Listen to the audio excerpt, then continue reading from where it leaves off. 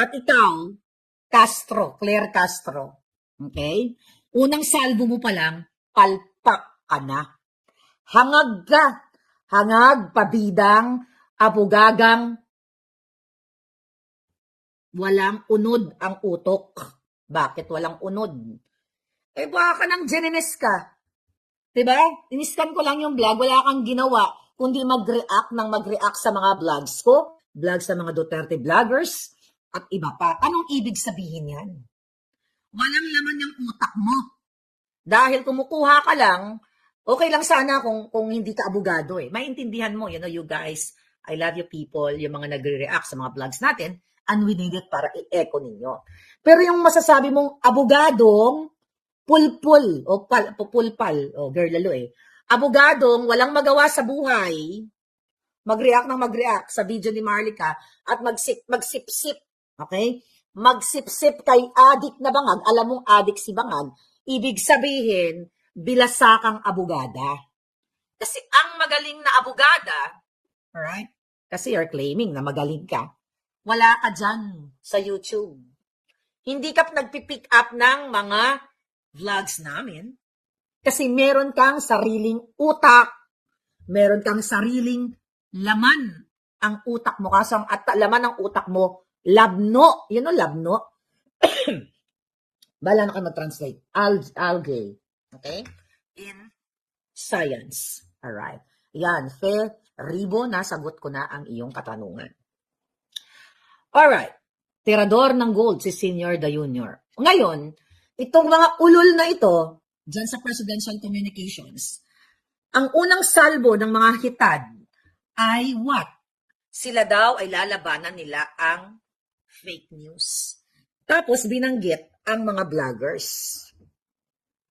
Imagine nyo, unang pasok pa lang nila, ang nasa utak ng mga buwaka ng ina ay ang mga vloggers.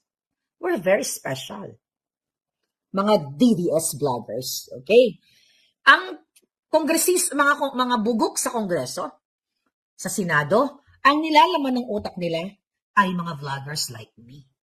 Anong ibig sabihin yan, mga palangga? Ang ibig sabihin, natotorete at umiikot ang tumbong nila sa power ng ating mga bells. Bakit kamo? Sinasabi ng J. Ruiz at yung pamunuan ng Presidential Communications na yun nga, lalabanan nila ang fake news. Anong kaputang inanan yan? Ang trabaho nyo, hindi lumaban sa fake news. Ang trabaho nyong mga ungas kayo, maghatid ng impormasyon sa taong bayan kung ano yung mga nagawa ng adik nyong presidente na si Bongbong Marcos, aka Bangag. Yan ang trabaho ninyo. Mag-disseminate ng impormasyon ng kanyang mga speech, ng kanyang mga accomplishment. Kaso wala kayong maiulat, wala kayong mai-report na matino dahil puro ngiwi, puro adik. Diba? The reason why, yang si, excuse mo, yang si Cesar Chavez ay hindi kinaya ang kanyang trabaho dahil nagagalit si Lisa Tanas, si Bangag, kapag ang feedback ng taong bayan ay ha-ha-ha, or hak-hak-hak, or nakakatawa ang ginagawa ng adik na presidenteng si Bangag.